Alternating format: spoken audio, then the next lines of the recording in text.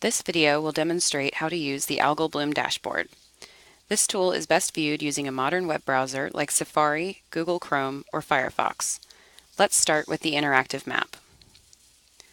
In the search bar, you can type a street address, a zip code, or a place name such as Epcot. Let's search for the town of Cortez, Florida.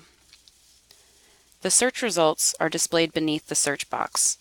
Select the result that best matches your search. Once the map has zoomed, you can navigate by panning or using the plus and minus tools to zoom in or out. You can also hold down the Shift key and drag a box with your mouse to identify an area of interest. Clicking once on a sampling site symbol will open a pop-up window with additional information that you can scroll through, including details of the sampling event and a picture of the observations where available. You can dismiss this pop-up by clicking the X at the top right corner.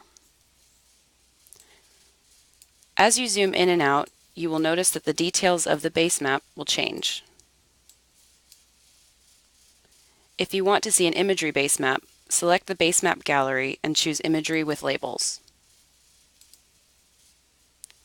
The toolbar also contains widgets that include a legend, a print tool, and a link to this video. This house widget zooms the map back to the entire state. Areas of interest. This panel contains photographic links that serve as geographic bookmarks. For instance, when I click on the St. John's region, the map zooms to the northeast. 30-day algal bloom observations. This chart reflects the number of samples where algal blooms have been observed. The chart reflects the map's current extent. Right now, the chart shows 52 sites. Notice that when I zoom out, the results of the chart update. At the bottom edge of the dashboard is an arrow. Click this arrow to expand an attribute table containing all the map's sampling data. The Options tab allows for exports of all information related to samples collected and laboratory results. Surrounding the map are a series of panels containing links to additional websites related to algal blooms. Let's look at the Data Table panel.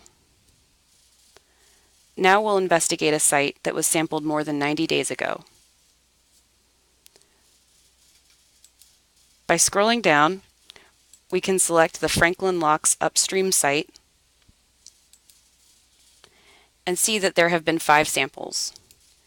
Clicking this down arrow displays the sample data. We can investigate other locations or dismiss the window by clicking the bar in the top right-hand corner of the window. These 3 dashboard panels provide links to contact information and algal bloom reporting tools hosted by the Florida Department of Environmental Protection, the Florida Fish and Wildlife Conservation Commission, and the Florida Department of Health. Thank you for using the Algal Bloom Sampling Status Dashboard.